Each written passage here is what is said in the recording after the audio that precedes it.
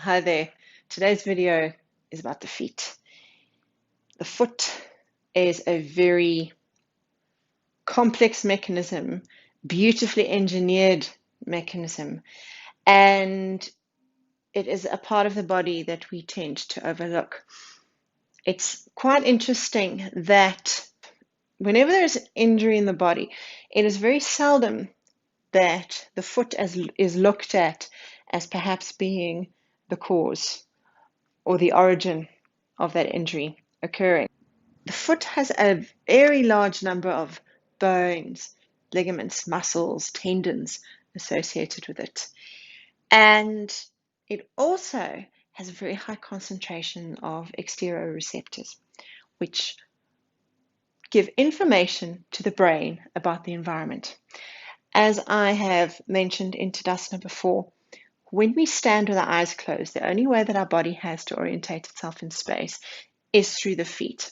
When we are walking around, the only part of the body that has contact with the ground and with the environment is the feet. So all these exteroreceptors are in the foot and they're there to give messages to the brain and tell the brain what is going on in the environment so that the body can then react and respond accordingly. So agility, stability, control, balance, that all comes to the body via messages that come from the feet.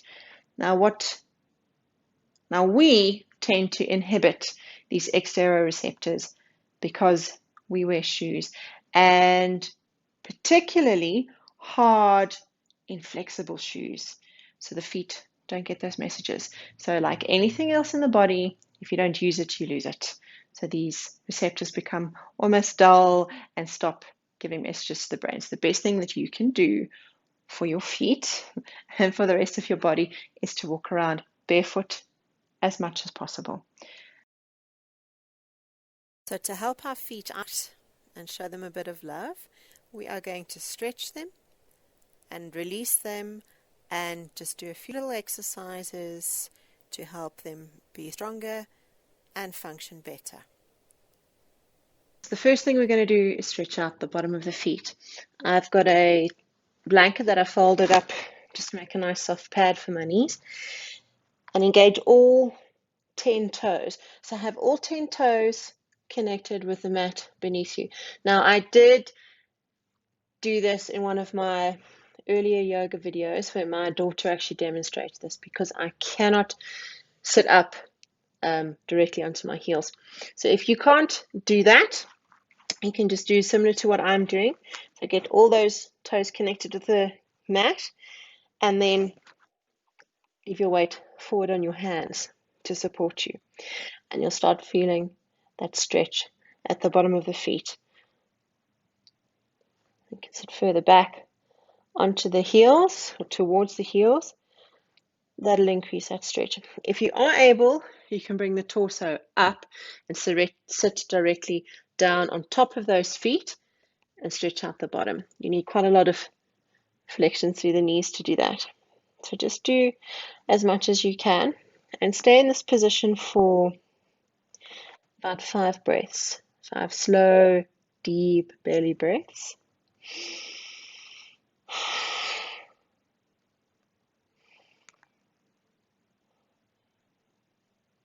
This is something that is extremely uncomfortable. At first, our feet aren't used to stretching, but it does become a lot easier with time. And then when you're done, again, weight forward, release those toes. And if you can, sit back onto the heels again and actually bring your torso up and back, and that'll stretch out the top of the feet and into the tibia. I can't do that either, but it's a lovely stretch, particularly if you suffer from shin splints. So once you've done your counter pose or your rest, come back.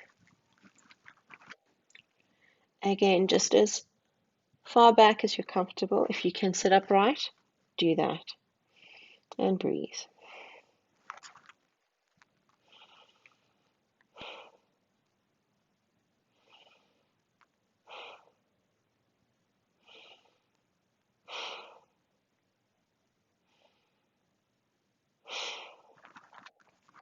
forward, release the toes, sit back just as far as you can, and then a third time.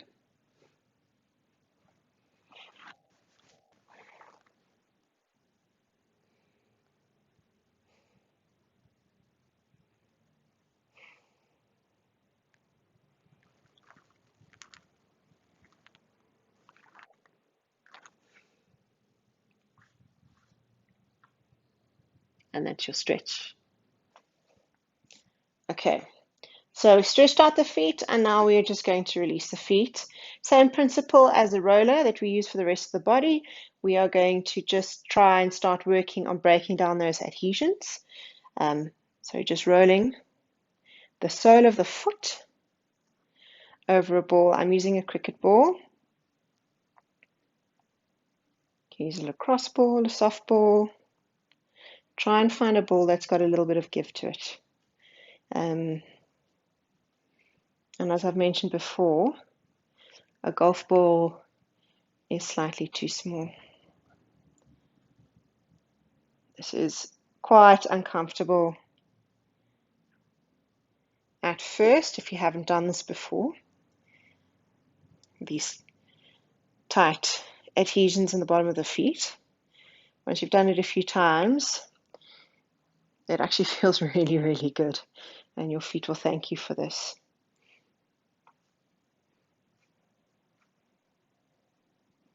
So don't forget the heel.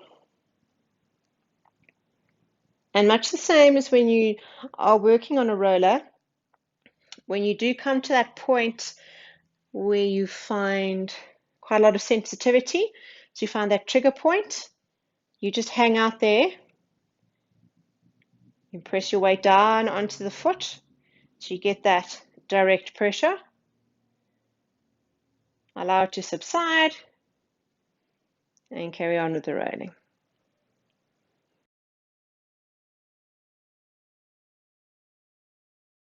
So the next thing you need to look at doing is starting to strengthen the feet.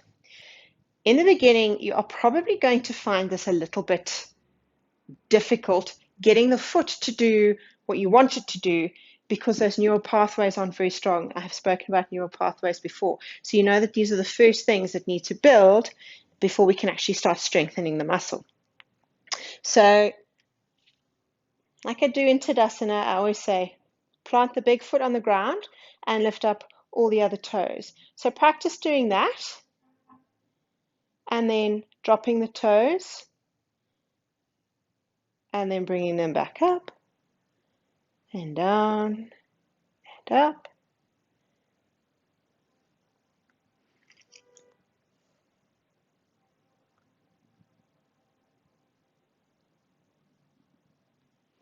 And then we're going to pick up the big toe and leave all the other toes on the mat.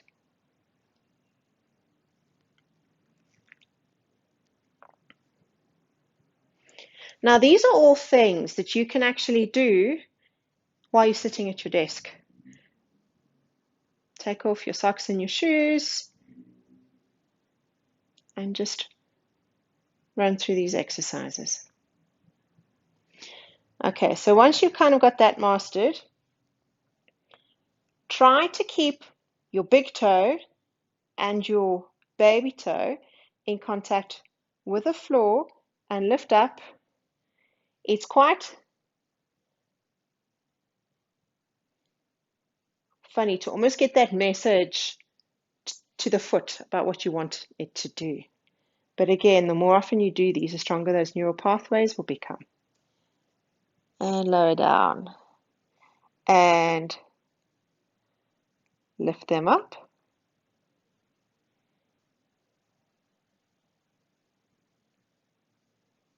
Lower down.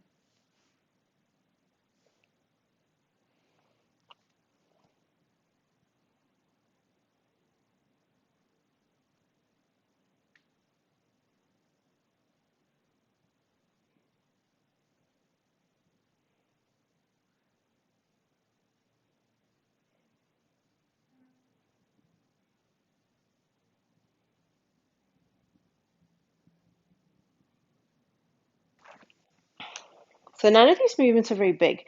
This next exercise, I've just used a yoga block as a guide.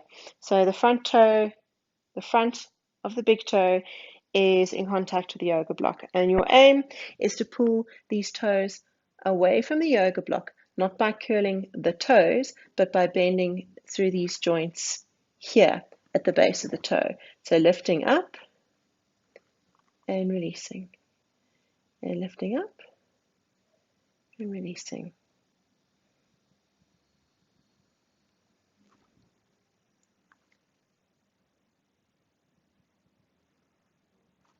Again, these are movements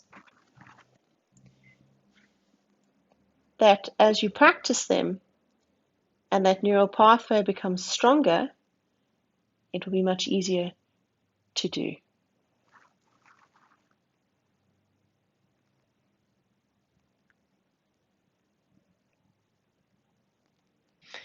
So the other thing that you can do, and this you will need to move around for, is actually just practice walking up and down, right high up on your toes, and then also walking with all those toes curled in.